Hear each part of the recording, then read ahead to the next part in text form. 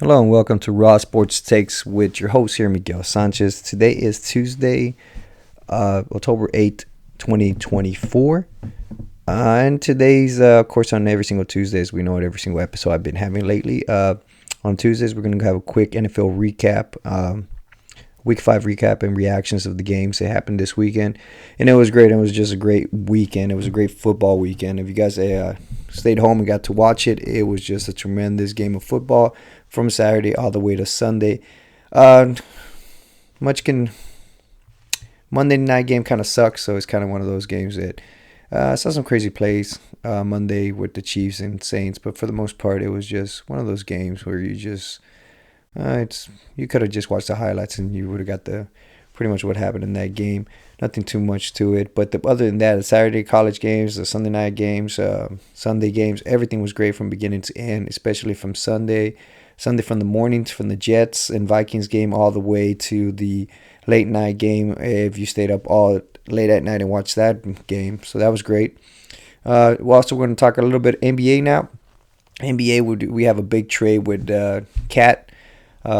Karl Anthony Towns there from the Minnesota Vikings, from the Minnesota Timberwolves that got traded. So we're going to talk a little bit about that. But before we get to all that, we're actually going to get to the little topic that I want to talk about, and that's Dikembe Mutombo. He just passed recently away. If you don't know who Dikembe Mutombo is, he's the guy that came from was a defensive player, 4-time defensive player. He had recently died. I believe he was 50 when he died of cancer, unfortunately. And Mutombo was just another. He was just another player. He's most famous if you ever watch. There's some commercials of him here, there, and there where he does the finger wag. Pretty much what he used to do is when he blocked the shot or blocked the dunk from you, or a play or a layup or whatever, he used to be like, no, no, no, and used to wag the finger back and forth, pretty much telling you no, which was interesting because that's kind of like a real asshole move and a lot of shit talking. But at the end of the day, from what you read and people that have met him, people that have interacted with him, he's a great person. He was really good in the community, especially back in Africa. And he was actually a very happy person. And pretty much you can't find anybody that really talks shit about him. Like, you really can't. And he's one of the greatest, probably, defensive players of all time, next to Bill Russell. Just in the impact he made. He was one of those first players that, even though he didn't shoot the ball well, which of course he didn't, and all that, he actually affected the game in many ways as far as rebounding, defensive plays, and really affected the game. Unfortunately, he never got to win a championship there, but what can you do? The most famous part of pretty everybody liked him except for probably one player, and that was probably Michael Jordan. I don't know, but then again, I'm just making assumptions here. I don't think he really, what do you call it? I don't think he has ever outspoken and said no. But that's what brings me back to my biggest memory of Dikembe Mutombo, besides the finger wagging thing. What was that one play? I believe it was the All-Star game. That's what I remember about Dikembe Mutombo. It was the All-Star game, and it was back in the 90s, and it was Michael Jordan and Dikembe Mutombo were on the team. And then I think Dikembe Mutombo said something to Jordan, and of course I'm paraphrasing. He said something like, "You have never dunked on me," kind of thing. He's telling Michael Jordan. So later on through the season, later on, as we know it, Michael Jordan kind of holds grudges against you talking shit about him. It's all the great ones do. And then he actually, I forgot what was the play. They were playing against each other later on, and he pretty much did like a spin or something, and he just dunked it on Dikembe Mutombo. And then Jordan wagged the finger back at Mutombo and told him pretty much no, that you cannot block that. Great play by Michael Jordan. Hey, no offense to Dikembe Mutombo, but everybody's gotten dunked up by Michael Jordan. That's why he's the GOAT. He's the greatest. Just the competitive gene in Jordan. But it's just sad news just to see that was so young in reality when it comes to age. Dikembe Mutombo, of course, a lot of people don't remember him. Then especially the early 2000 kids, because nobody likes to play defense anymore. So it's one of those things. And that is sad. It just makes me sad. And I just wanted to talk a little bit about him and how great he was just not as a basketball player defensively, but also as a person. He did a lot of charity work, and he did a lot of work over there, I believe, in Congo, in his, I think that was his home country. And so it's kind of one of those things. I want to say it's kind of in the Congo area there in Africa, but I know he's from Africa. Um, and that's just great. And then because of him, I think there's a lot of African players that later on, because they got introduced to basketball through his charities and through his work there, then eventually ended up making it to the NBA. Of course, I can't remember one on top of my head, but that's just something. Um, Rest in peace to Kemba Mutombo. Hopefully, you are not anymore in any kind of pain, and hopefully you're up there or down there or in between. I don't know, because then again, I don't know about life like that. Just happens. Just sad. Uh, Other than that, let's go to the cat trade, the NBA trade, the big old Blake blockbuster trade between the Minnesota Timberwolves and the New York Knicks. As we know, the New York Knicks, if you ever follow a little bit of basketball, you know your Knicks played a great. Both teams had really good seasons last year, especially as far as what do you call it? As far as they had really good success. Minnesota looks like the Minnesota Timberwolves put it together and became a really good team last year. But the blockbuster trade was traded because I honestly don't know what they expect. As far as we go, just as the trades we know, it's not official yet. I don't think it's official as of Tuesday. But the Knicks pretty much traded for Karl Anthony Towns, and they also got the draft rights to James Nagy. I hope I'm saying that right by the Hornets. It was a three team trade, and then the Timberwolves ended up getting Julius Randle from the Knicks, Dante DiVincenzo from the Knicks, Garrett Bates Diop, who also played for the Spurs back in the day, from the Knicks, and a future first round pick from the Knicks via Pistons. The Hornets ended up receiving Charlie Brown from the Knicks, which that's a real funny name, Charlie Brown. I hope he doesn't get the ball. I hope he's playing the right sport. The Cohen Jeffries from the Knicks, Dwayne Washington Jr. from the Knicks, 2 future round picks from the Knicks, and a 2025 second round pick from the Timberwolves. And of course, cash, because apparently that's what they do nowadays. They trade cash also. As far as that trade, I think the winner of that trade ended up being Karl Anthony Towns and the Knicks. I think the Knicks got the best player out of it. If you watch any kind of basketball or anything, or even if you're a casual basketball watcher of basketball, Karl Anthony Towns is probably in the top 50 as best players in the NBA right now. I mean, we're talking about a 7-footer that averages 22.9 per game, 10 rebounds, and shoots close to 40% from the three-point line. He's actually a very good three-point shooter.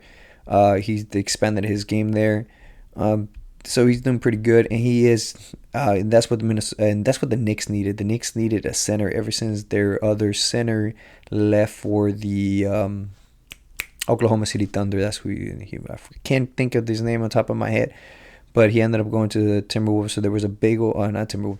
He ended up going to the Oklahoma City Thunder, and then they ended up having a big hole there for really needed a center. So it's interesting that the Knicks didn't, play, because they have a lot of players. I mean, they have a good roster, except all of them get injured and all of them play hard. As we know, Tom Thibodeau likes to play defense and likes to play hard, so it'll be interesting with Towns there now. So Towns is probably the likely starter there as the center. You still got all the Villanova kids except for DiVincenzo now. It's going to end up being because the Knicks also did that trade with the Nets. So that team is going to be very interesting to see as far as what they're going to do. And it's got two very competitive teams on both sides. As far as the Timberwolves side, I don't know what they were going to do with Karl Anthony Towns. Is it one of those things like, what should we do with him? Were they really going to extend him? Were they tired of his theatrics? If you ever watch Timberwolves basketball, he does dumb plays. He does some dumb plays. He'll foul player 40 freaking feet from the basket. He'll have like brain farts all the freaking time. I don't know what that does to the team, but we know that pretty much means to me they officially they said that is Anthony Edwards' team. That's going to be Anthony Edwards' team, and that's what we're going to go forward with. No more Karl Anthony Towns, no more sharing the ball, no more none of that. They officially have given the keys to Anthony Edwards, and Anthony Edwards is going to be the star and the face of that franchise from now going on. We'll see how he handles that. Last year, watching it, there were a lot of people, there was a lot of talk that Anthony Edwards, because during the playoffs, this was like the first round, they said that Anthony Edwards reminded a lot of people of Michael Jordan, which I think is straight up blasphemy, and I think it's insane from such a small sample. I mean, you could pretty much do that about any talented player that has one good or two good games, and you could say, oh, that's the next Michael Jordan. But come on, let's be real. There is no other Michael Jordan. There's not going to be another Michael Jordan in years to come, at least not in my lifetime. But that's pretty much the official keys there. Now the Timberwolves do get Julius Randle, who was hurt last year, and they did get a good shooter in Divichenko. I hope I'm saying that right. I'm pretty sure I'm butchered already 3 times. So they get a good shooter there, and Julius Randle is actually a decent passer. He's probably a better passer than Karl Anthony Towns. Not a better shooter, but a better passer. And Julius Randle loves to play in the post, so that's something the Timberwolves were missing there with Karl Anthony. Karl Anthony is 7 feet, but he also likes to play a lot outside and likes to shoot the ball and likes to shoot the three-pointer. So that will be interesting just to see the dynamics of that as far as that go. Jalen Brunson on the Knicks side, he gets another top player in Karl Anthony Towns.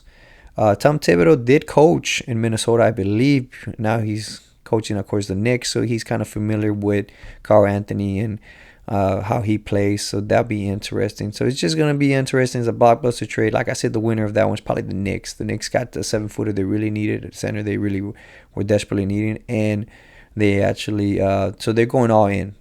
Besides that, they also did that other big trade earlier, like I said, again, in the Nets. I cannot, is it Bridges? Bridges, there we go. That's who they ended up trading for. The other Villanova kid. So they're pretty much getting the whole Villanova gang with Jalen Brunson, Bridges, and Hart. Except, of course, he traded Divichenko. But we'll see there. We'll see how that goes. It's going to be interesting. And I'm going to break it down a little bit more NBA later on.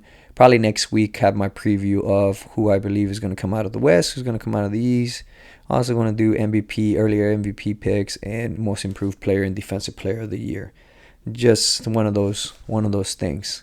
Now, we're going to get to the majority of what this episode's about, and that is the NFL Week reactions. As far as that goes, one of the games that if you listen to the last podcast, I was watching the Minnesota Vikings New York Jets game. I don't know what else to say, but Aaron Rodgers sucks. He played about half of what. And and that's something else too. Like I said at the beginning of the year that you don't need to be Aaron Rodgers to be prime Aaron Rodgers. He just needs to be half decently. But half decently yesterday did not get it done either. But the problem with that was not that he wasn't good enough to win the game. He was just bad. He just threw 3 picks. It was 3 terrible picks from, I believe, the game. The last pick was not even close to getting anywhere. I did like that he threw to Garrett Wilson a lot more. Garrett Wilson pretty much got lost in the whole beginning of the year, but he threw 13. I believe he threw more than 13. I think he threw 15 times to him and caught it 13 times. Or was it more than that? Oh, let me look it up real quick. No. It was 22 targets, and he had 13 catches. So you like that. You like that he actually has been throwing in a little bit more to his number one target. But you just cannot throw that many picks. It's just one of those things. It's like turnovers are a big deal. And Aaron Rodgers was not known for turnovers when he was in his prime. And all of a sudden, he just went and just turnover and ended up with a turnover. And, of course, classic Aaron Rodgers, douchebag Aaron Rodgers style. He goes and yells at the ref because he wanted a pass interference in that. I don't believe there's pass interference even close to that. He was playing for the ball. Both were playing for the ball pretty much. If anything, it would have been pass interference on Mike Williams more than on Stephon Gilmore. Stephon Gilmore just played it perfectly. Just played a really perfect turnaround and intercepted. And it was a beautiful interception, actually. But what's going to happen now?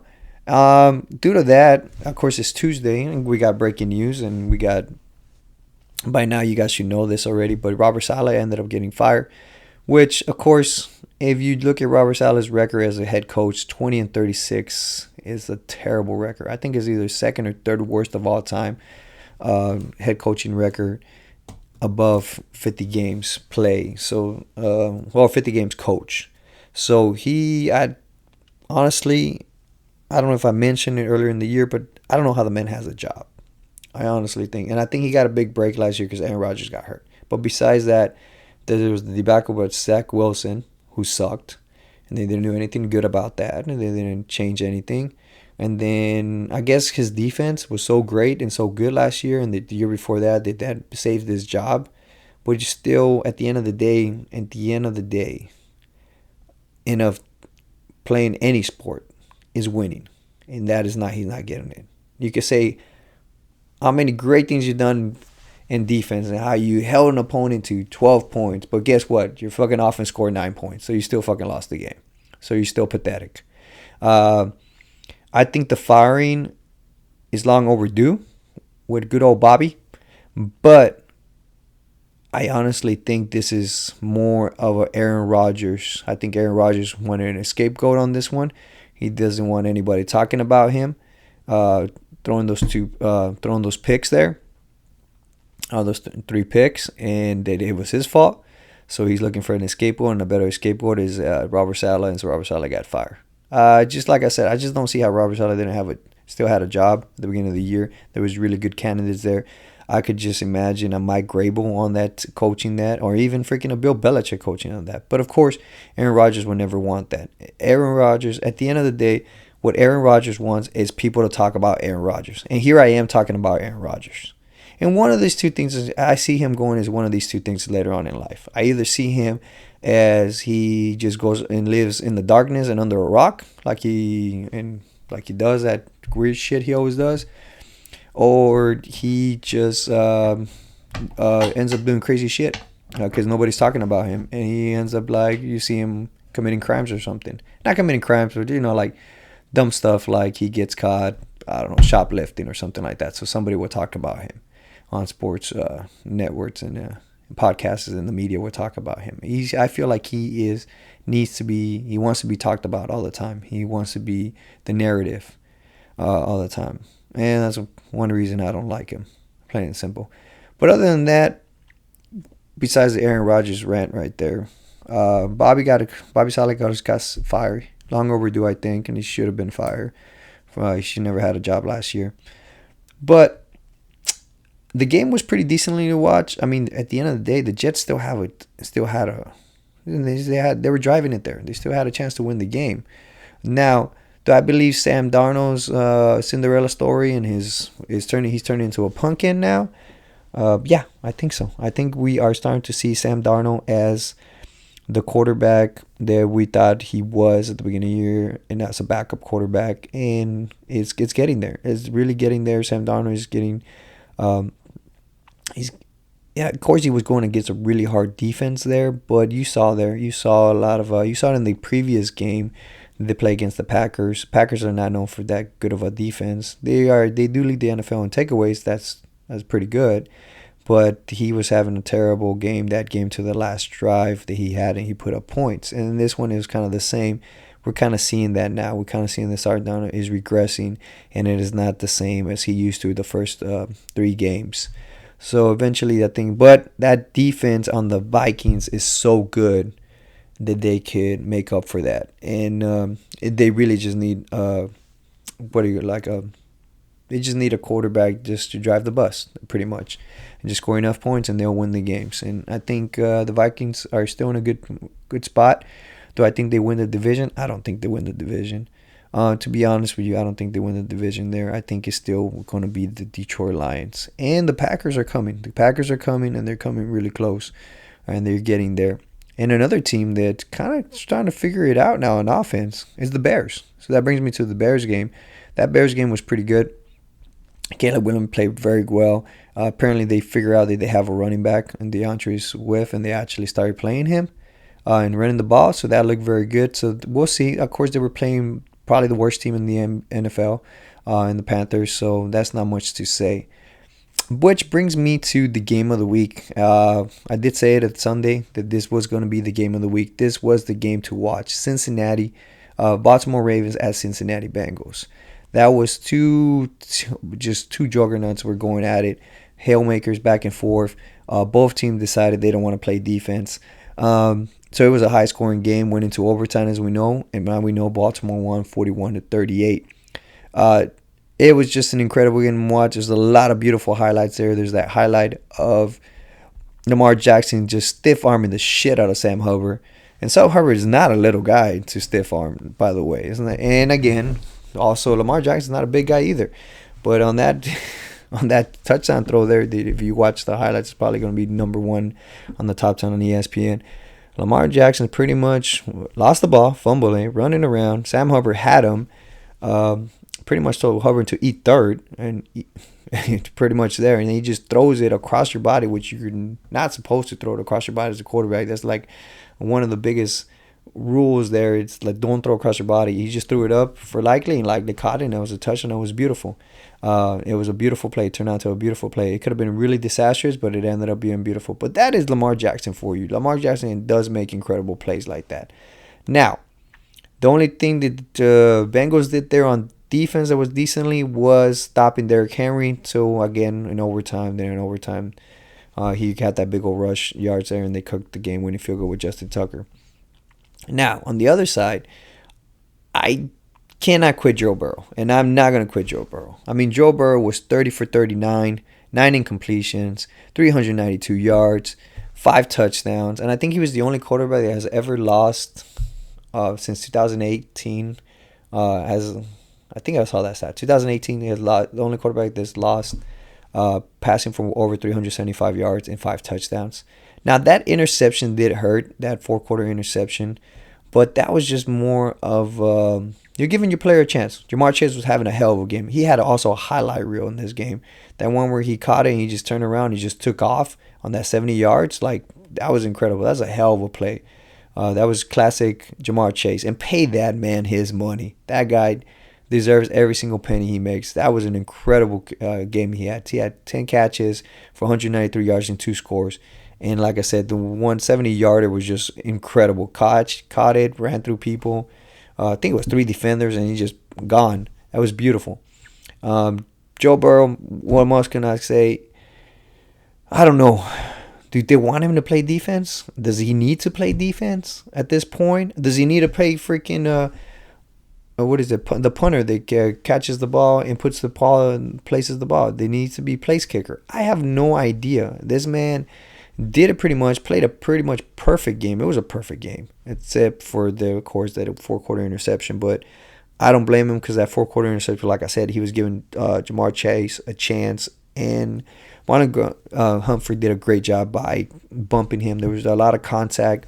Not saying there was a penalty there, but when it comes to timing of quarterback and receiver, any kind of bumping or disruption is going to throw off the timing, so the ball comes out. The quarterback thinks he comes out like it's supposed to, but it's not quite there, so the cornerback was able to jump it and grab that interception. It was just an incredible play by Marlon Humphrey, if anything else. But Joe Burrow pretty much played a perfect game. I think Zach Taylor should be a coach that should get fired this year. That's another coach besides Bobby Saleh that I don't think should have a job. Zach Taylor has done a stupid job there. Has ruined that Bengals offense in a sense that he does not. He has a good offense. It's just a sense that I cannot forgive a coach in the last 4 out of 5 years you start 0-2. Like, that just comes down to coaching. What the fuck were you doing in the offseason? What were you doing in training camp? Like, got a finger up your ass the whole time? Or what the hell were you doing there? Like, you need to come prepare and come coach, and you have a whole summer to prepare, a whole training camp to prepare, and 4 out of 5 years you start 0-2 and you have a really bad start, and then all of a sudden you expect Joe Burrow to freaking dig you out of that hole? That was stupid. And what I mean by bad coaching is stupid, I mean, after that bad play by Lamar Jackson where he, in overtime, where the ball hits his face mask and they fumble in the Bengals recovery, and they were already in field goal territory. At that point, I'm thinking, I'm watching the plays, and I watched the first one, and it's a run play, and I'm okay. Well, let's gonna try to run the ball, okay. And then he runs it again, and then he runs it again, and they're like, oh shit, they're really going to set up for a 54-yarder. A 54-yarder, unless you're the Cowboys kicker, is not an easy kick to make. Or Justin Tucker, one of the greatest kickers there, in NFL history. That's why I get it for talking NFL and NBA at the same time. NFL history. And I'm thinking, I did not know that your best player is the kicker on the Bengals, which, of course, Everybody that has some brain cells and watches football is going to say no. Then why the fuck would you let your kicker set up your kicker to fail with a 54-yarder? Of course, it wasn't his fault because the ball they get fumbled there when that rookie punter they have holding the ball, the holder, which I'm pretty sure if it was me, I would have fired his ass and that right there on the spot. Don't even get on the bus, son. Just go home. And when I mean home, I'm like, don't come back to practice tomorrow or the next day because you're fired. But I would have liked some easy throws from Joe Burrow to Jamar Chase or to Higgins since Higgins is back. Something to get the ball closer. Give me 10, 15 yards closer to a better field goal. And then kick the field goal. Try to kick the field goal. Because if it's a shorter field goal, the place kicker, of course, the holder did fumble it, and then he did put it back. He did a pretty good job putting it back, but of course the timing was completely off and he missed it. But if it was closer, I think the kicker would have been able to kind of salvage that and maybe kick it up and maybe kick it and win the game. Or if he missed it, then the Ravens are still like in the 20 or 30 yard line of the Bengals, so they still got to drive it kind of far. But it was just a complete failure there of coaching. They had way too much confidence in the special teams, and they had way too much confidence in kickers. And as you know, I don't like kickers. Kickers are not football players. And yes, I'm talking about Pat McPhilly too. He's a punter. A punter is not a kicker. A punter. Sorry, a punter is not a football player. He's just not a football player. And I hate that they put that there. They put all the pressure and had all that confidence on the kicker, and of course missed it. Like I said, unless you're the Cowboys kicker or you're Justin Tucker on the Ravens, do not put any faith in your kicker. Put the ball in the hands of your two best players, and that's Joe Burrow and Jamar Chase. Which brings me to another bad coaching decision and another really good game. There was another good game that I said it was going to be a good game. Houston Texans at Buffalo Bills at Houston Texans. I don't know what's going on with the Houston Texans offense. I don't know if C.J. Stroud has regressed, and I don't know because there's a lot of issues there going on right now. You got Joe Mixon who's been missing now, so I don't know if they just can't run the ball that well. It looks like they're not been running it well, so it puts a lot more pressure on C.J. Stroud, and also Nico Collins did end up getting hurt, and he was missing him, so they kind of slowed down and bogged down, went down, and then Buffalo Bills went in a little, I believe they went on 17 points unanswered, and they tied the game. But it brings me to, I have no idea what the fuck the Bills were thinking there at the end. There at the end, they decided to throw 3 times in a row, which stopped the clock, which ended up giving a little bit more time because even they were going to punt out of their own end zone, ended up punting out of their end zone. Texans did a great job by running a real quick play. They still had a timeout because they didn't have to burn any timeouts, and they kicked a game-winning field goal. Now, that's when you kick a field goal, when you run out of time. But that was Sean McDermott. I don't know what he was thinking. I know he doesn't call the plays on offense, but I'm sure, I know he was watching the fucking game. Because if I'm watching the game and Josh Allen ends up throwing a pass real quick, and I'm like, okay, first you take your chances, throw a pass, let's see what's going on. And then you throw it again the second time, you're like, whoa, hold on. We got to run the ball and run some clock out, and then you do it again for the third time, then yeah, I would lose my shit with the offensive coordinator at that point. But I don't know. But then again, you live and die also by Josh Allen pretty much, and that team is going to live and die by Josh Allen. It's just one of those things. I didn't like that Josh Allen came back from an ankle injury allegedly, instead of a concussion. Because if you watch that game, which was a series before this 3-and-out crap, he got his head slammed against the turf really bad there. But they didn't call it a concussion. They said he had an ankle sprain, which blows my mind. Which we all know what happens with quarterbacks that come back from concussions. They just don't play well. Could that have been affecting him when he was throwing those balls? Maybe. But that comes back down to coaching again, and the coach letting him throw the ball after he got hit in the hand, looked like ass. But Texans did a great job. I mean, besides making them come back, Josh Allen had probably the worst game ever. So Josh Allen went from MVP candidate the first 3 weeks to all of a sudden he's back to being mediocre. And that's just the way it is with that. But that was a great game. You guys got to watch that game. That was great. But again, I think that was a lot of miscues by the coach, just like Zach Taylor on the Bengals. The games that caught my eye real quick to go over. I'm not going to go every single game. Like I said, Miami Dolphins and Patriots, that was a fucking garbage game. Not worth none of my time or anything to talk about.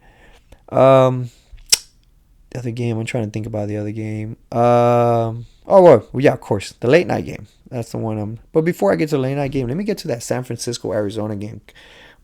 San Francisco is kind of in the same situation right now as the Bengals. Are they dead? Are they both dead? That's the question. I don't think San Francisco is quite dead.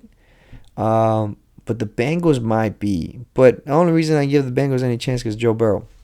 I still believe in Joe Burrow. Until Joe Burrow ends up getting hurt or starts playing like ass completely, I'll stop believing in that team. On the other side, on the 49ers, is you ask yourself, was Christian McCaffrey that good? Is he that good? That all of a sudden he's out the whole year. He's been out the whole year. And they're 2-3. And a lot of people, because they were up.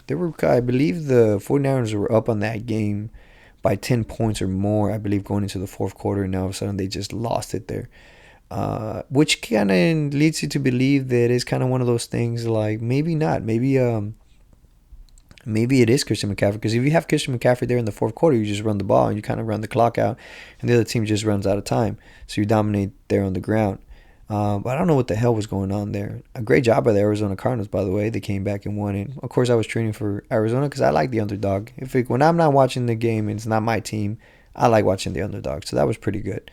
Murray did a great job. Murray looked like classic Murray when he had DeAndre Hopkins there when they traded him, DeAndre Hopkins from the Texans to the Cardinals. And he looked really good. And then Kyler Murray is back to that with Marvin Harrison. If you saw that 4th and 5, when they blitzed him, he was just pedaling back. He just threw it up, and Marvin Harrison went and caught it, and that was great. So they have a great little. It looks like they have good chemistry there, and it looks like they're going to do a good job there, and they won the game. So they're well coached. They're pretty well coached. I like the head coach there at Arizona. San Francisco, I don't know what's going on. Maybe it's just a hangover from the Super Bowl. As we know, a lot of teams do end up doing really bad after they lose the Super Bowl. The Super Bowl hangover. But I don't know. We'll see if they get it together. I don't think San Francisco is dead in the water either. I think once Christian McCaffrey comes back from Germany and getting those, I say he got stem cells, but of course there's no proof to that. But once he gets those stem cells, I think he's going to come back pretty strong. So we'll see what happens. Hopefully if you're a 49ers fan, hopefully he does come back. And if you are a fantasy football, and he's on your fantasy football, he does come back. I hate to watch, as you know, I don't like injuries, and I don't like to watch teams that are playing injured. So I would like to see Christian McCaffrey back to see, because that just makes a good product. I don't like to see a team hobbling. The other game that was pretty competitive, actually, talking about injuries, was the Green Bay Packers versus the Rams. As we know, the Rams are missing a lot of players on offense. They were missing Puka, and then they're missing also Cooper. So Cooper Kupp. So they're missing a lot, but they put up a fight. They put up a really good, decent fight there, and so they ended up playing well there towards the end. There was that funny play that was funny was that Jordan Love and pick six, which apparently was the first pick six ever. So that's pretty good. That's pretty good for if you've been playing for a little bit, which he's been playing technically for a year and a half now. I call that the Will Levis play. I'm going to call those the Will Levis plays, because Will Levis has one of those stupid plays where he's falling and he just throws it up, and they ended up picking it for a pick six or a fumble or something dumb. If you don't know who Will Levis is the Tennessee quarterback. They ended up getting hurt on the last game, and they won because he was hurt. Actually, I will say that the Tennessee Titans won because he got hurt, and they actually played a competent quarterback was playing in for him. But Jordan Love ended up throwing that weird play, which is kind of funny. Which, if you're watching the game, which I was watching that game, it's kind of funny because you watch it. The defensive player, I think it was Zero, was going in, and he, instead of tackling Jordan Love in the end zone, he just like pushes him, like hits him hard, like gives him a shove. And you're like, why and in my head, real quick, I'm like, why the fuck did he just shove him? That's just weird. And then as he's falling to the ground, which it's a smart, high IQ play, I gotta admit, from Jordan Love. If he would have thrown it hard enough out of bounds, it would have been good. But he didn't. He didn't throw hard enough to the point where the defender was able to pick it off and go for a TD there. Tucker Kraft from the. Of course, we all know the Packers don't have a number one receiver. Romeo Doubs ended up getting suspended from them. Christian Watson's hurt. But Jalen Reed ended up playing very well for them. Him and what's the other name? Hicks, I believe. The other receiver was playing very well.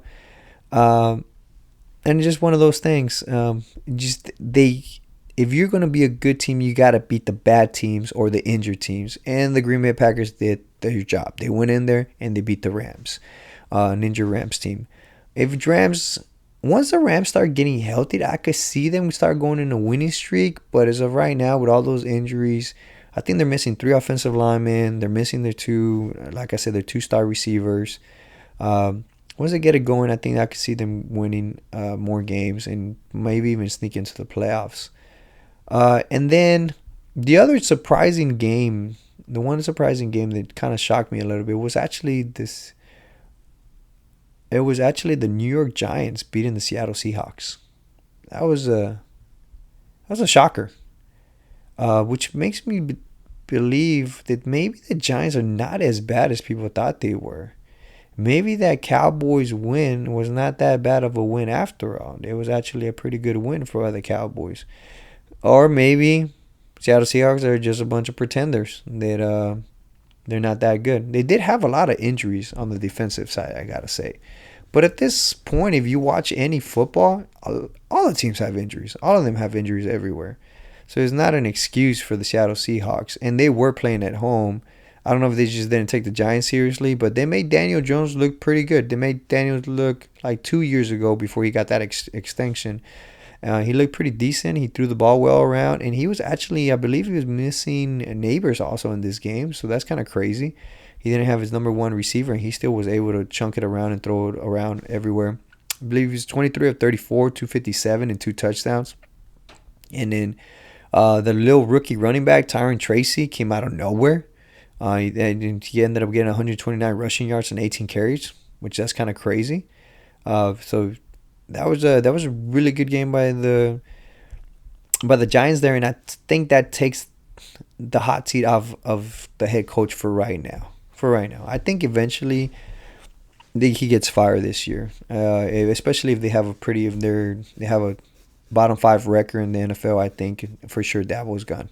I think he's gone, and the GM, for sure the GM. That GM looked incompetent there in Hard Knocks. The Giants GM. On the Seattle side, they do have a rookie head coach, Mike McDonald. Eventually, like I said, they have a lot of injuries, and eventually you eventually going to lose a game or two. You shouldn't lose that game, but they did. Geno Smith didn't look good, but that's what you get with Geno Smith. That's why he's been a journey quarterback this whole career, and he's been a backup his whole career till he got to Seattle. It's just going to happen. Geno Smith is, like I said, average at best, and at worst, he's a bench player. That's plain and simple. He had a terrible game, 18 of 26 for 145 yards. It's not good enough. You're not going to win. You'd think that'd be good enough against the Giants, but not this one. So that was kind of a shocker this week. And then the game of the week, not the game of the week, but the game of the night, I guess you could say. Later on, this was 3 really good games, like I said earlier. There was the Bengals, the Ravens, whatever we went through, the Texans, Bills. That was a really good one. And then the Arizona Cardinals, like I said, in San Francisco, that was more of a shocker, just like the other one was, just like the Giants in Seattle was a shocker. And then the other game that I stayed up, even though I had work the next day at 5 in the morning, was the Dallas Cowboys at Pittsburgh Steelers. That was actually a really good game. In a sense, if you're a Cowboys fan, it gives you a lot of hope. It gives you hope, and I'll go through the really good stuff about that game. I'll go a little bit more in the Cowboys because I am a Cowboys fan, so I'm a little bit more. I try not to be too biased, try to be neutral, but I'm going to go a little bit deeper what I saw in that game. And I saw good things there was Rico Dow was really good. He ended up rushing pretty well. I think he rushed for 89 yards from what I remember. Jalen Tolbert, That's the Jalen Tolbert that the Cowboys were looking when they drafted him. That's the potential they saw in him. He played a very good game. Of course, it took him 3 years. I think it's his third year now. But hey, better late than never. CeeDee Lamb looked really good at the first half, and then in the second half, I think they ended up double coveraging him a lot more and blanking him. So I don't blame Dak Prescott looking the other way and going to another place. Jake Ferguson looks good. He looks like he's coming back out of injury pretty well. So that was really good. And the offensive line held pretty well, even though they had an injury there. They had their rookie left tackle leave, which I don't think that's big of a downgrade, because they ended up moving Tyler Smith from the right guard to the left tackle, and they put in Bass as the right guard. Which Tyler Smith last year, if you watch him as a rookie at left tackle, was really good actually. He was probably one of the top 10 left tackles in the league last year as a rookie. I'm just kind of surprised they don't put him there more often and move Gaitan, the rookie left tackle they have now, to left guard. But then again, I don't know. I don't coach football, so I just watch football. But that was an interesting, because like I said, Tyler Smith played very well last year. So I don't think that was that big of a downgrade. The biggest disappointment was that they have a lot of more injuries again on defense. They were playing with a bunch of, if you don't watch Cowboys football at all, you don't know the names. I barely know who the hell was on the team. They're on the defensive line. But they played a very good, solid game. They stopped the run, and they made Justin Fields pass. And we know what Justin Fields is. Justin Fields is not, is just not a good passer. And if you put him in the pocket and you keep him in the pocket, keep him from running, he's just not going to be able to find players. He missed a lot of I think there was like 2 or 3 plays that he missed. Like where that guy was open. He just needed to get the ball there, and Justin Fields just couldn't get it. And that's what I think Justin Fields ends up being now. This is what, his 4th year in the league, and just he's kind of like Geno Smith. He's kind of like average at best when he's at his best. And he's going to be, I think he's going to be just a lifetime long bench player. And I think a lot of teams are going to take their chances on him, because he's only signed a 1-year deal. Take the chances, because he is talented. He has the legs. It's just he can't throw. And you got to be able to throw in this league. I think they go back to Russell Wilson in a week or two. I think they really do. They struggle against that bad Cowboys. Not a bad Cowboys defense. I got to give Mike Zimmer, the defensive corner of the Cowboys, props. He did a really good job with the ragtag team that he has, and with all the injuries he has. He has 2 cornerbacks missing. He has his best player, Michael Parsons, missing. He has DeMarcus Lawrence, also on injury reserve. So he has like 5 starters on defense that are missing, but yet he was able to do a good job against this Steelers offense. Which leads me to believe, I mean, it depends. And then here comes the bad. And the bad is, and what the good is, Prescott was able to get that game-winning TD pass, but he was bad this game. He was terrible. He was terrible. Those 2 picks, especially the one he threw, the one in the end zone, I don't know what the fuck he was looking at. I really don't know. That was a terrible throw. Just a terrible, terrible throw. Nowhere near CeeDee Lamb. And by nowhere near, he was nowhere near. That's why I think they got into it a little bit. I think CeeDee Lamb was telling him to throw it up as a jump ball. When, of course, in classic Dak Prescott way, he wasn't even paying attention. He was just there pretty much zoning out. So Dak Prescott played terribly. Highest paid NFL player, and he looked like shit. He looked like shit except for the last 20 seconds there. And if you really looked into how many points were missed, it was about 9 points. He had that fumble because he held to the ball too long. And of course, you could say, oh, well, the receivers weren't open.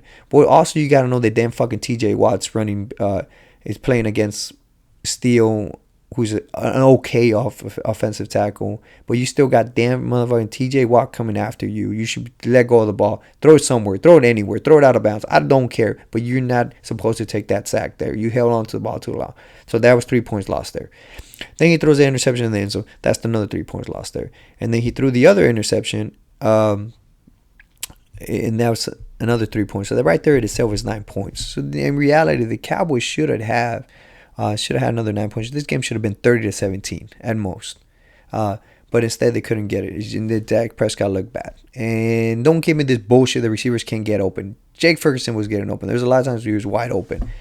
And it was just a bad game by Dak Prescott. But, of course, people are not going to remember that. They're going to remember that throw there at the end. But he sucks. At the end of the day, for what you're getting paid for all the money you're getting for being the highest paid player in the NFL. You got to play better than that. You got to play better than that. Don't give me bullshit excuses. And don't fucking be defending that Prescott. That's Prescott. It's who we think he is. He's fucking terrible. He plays really well in the freaking regular season, but in primetime games and when it matters the most, which is the playoffs, he chokes. He chokes every single damn time. And that's just plain simple on that. So that's the bad on that. The other bad is the other injuries. They had, like I said, they had quite a few other injuries there. We don't know what's wrong with with the offensive tackle there, the left offensive tackle, if he's going to come back the next game. And then Nealon, last time I read, the defensive end, they got hurt there at the beginning of the first quarter for the Cowboys. It doesn't look terrible. I think he's not a torn ACL or anything like that, so he might come back. If you're a Steelers fan, I don't know. I don't know what's going on here. I don't know. Maybe you're just a bad team and you're going to start losing games. I don't know. You shouldn't have lost that game. You shouldn't have lost that game with all the picks you had. You won the turnover battle. For most part, every single team that wins a turnover battle, especially when it's 3 turnovers, and you get on the other team, you should be able to win the game. But they didn't.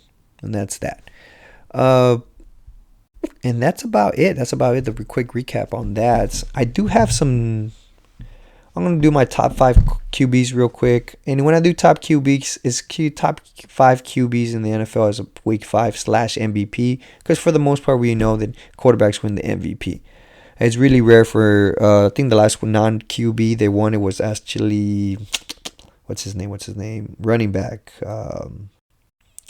Minnesota Vikings there. He had like over 2,000 yards. Peterson. Yeah, that was Peterson. That was the last non-QB that won the MVP. Quick breakdown. Patrick Mahomes, number 1. Lamar Jackson's number 2. Number 3, Jaden Daniels. Arizona Commanders. He's just playing balls out. Like I say, we might have another C.J. Stroud kind of situation repeating itself back in 2020 and this year compared to last year. Number 4, I'd say Joe Burrow. I like Joe Burrow. Joe Burrow's been playing out of his mind the last 2 games. Unfortunately, the team hasn't around him. And then, last but not least, I still got to say Sam Darnold. They're still undefeated. The Minnesota Vikings are still undefeated. So I still got to give him his props. Even though I know he's turned into a pumpkin and we're seeing it, I still got to put him in there as number 5. And another non-QB that I'm going to throw in here as MVP, I got to say, is Justin Jefferson.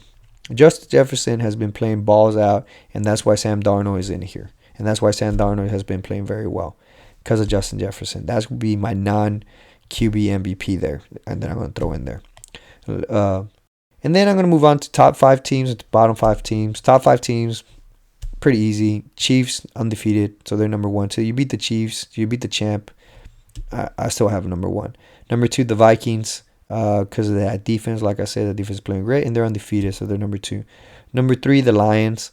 They play very well. It looks like that fence kind of figured it out, and it looks like the offense we thought it would be like at the beginning of the season. Number 4, Texans. Texans won a good game, won a tough game, and they won. And number 5, Ravens. Ravens have had a really tough schedule. They had to play Patrick Mahomes, Joe Burrow, and then they also had to play Josh Allen of the Bills, and they pretty much they beat 2 out of those 3 and should have beat the Chiefs in reality if he didn't step out of bounds.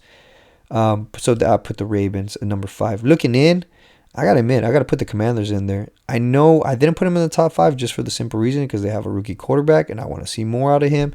But the Commanders are looking in, and another team that's creeping in is Packers. I think the Packers are well coached. They're looking very good, and Jordan Love is kind of getting. And then I'm starting to become a Jordan Love believer. He's playing very well, and for the first 2 games after the injury, so he might be coming back. He might actually start, and if he keeps playing the way he's playing and progressing, they might be their top 5 teams. Bottom 5, it's real easy. Bottom 5, it's the teams we expected at the beginning of the season. Panthers are the worst team. Patriots are the second worst team. One surprising team, the Dolphins. Dolphins, I would have thought they would have been, in competition for the AFC East, but for the division. But they're not. They're a terrible team.